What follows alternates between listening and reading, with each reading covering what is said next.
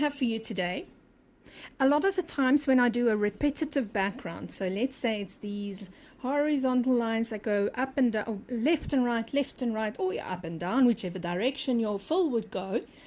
When I do micro stippling and fine detail work, something like pebble, something like a scribbling background, I find that I have a better stitch quality and more enjoyment and less painful wrists and headache when I work in a manual mode when I do that stitching.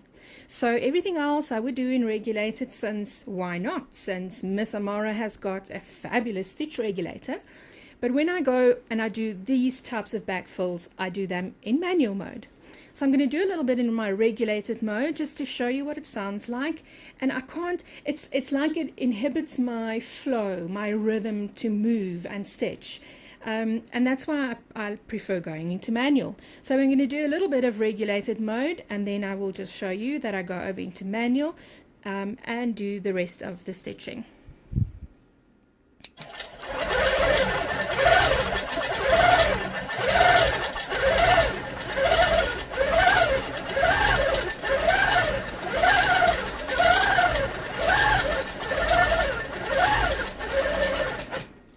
Now that regulated mode that goes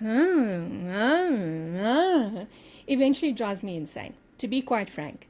I love it for the rest of my quilt work, but when I do these types of things, I prefer a motor that runs evenly, and it feels like I fall into a better flow and rhythm when I stitch. What I can say is, if you still prefer to do this in regulated, what will help you with your movement, especially around tighter corners, is take up your idle mode. So work in your cruise regulated, and take your idle mode up a little bit higher. Mine is on 200 and I'm working on 12 stitches per inch, just so that I can get those nice round corners. I would even say when it's this small, I can even go up to 14 stitches with a 200 idle speed. And that will help your corners to turn, and it doesn't feel like you're hitting a stop every time you go around a tight corner. But like I say, I prefer to do this in manual mode, so I simply switch to manual on my screen. And what I have found on my machine where it's standing now is I run comfortably on a stitch speed of 1250. Now that varies from machine to machine, and it varies from where your machine is standing and on what surface. So you'll feel that there's a vibration on your machine, obviously, when you're hanging onto the handlebars or clinging for dear life, which you shouldn't, by the way. You should just gently hold onto the handlebars and guide. And this is something I have to remind myself constantly to do. You will find that there's a kind of like a sweet spot. If you've done any quilting on your domestic machine or even on your sit-down long arm, you'll find that at a certain speed, the machine vibrates less.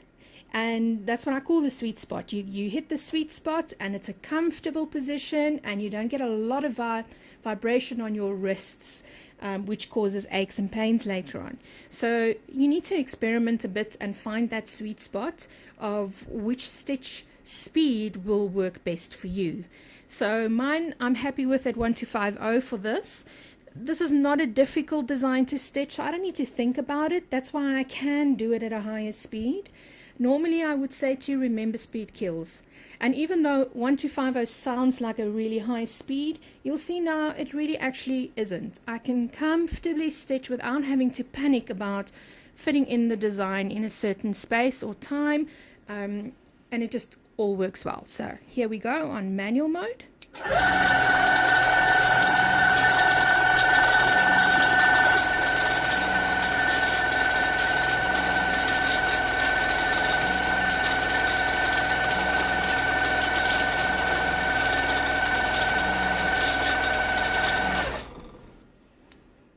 And that just keeps me calm, if I can say it that way.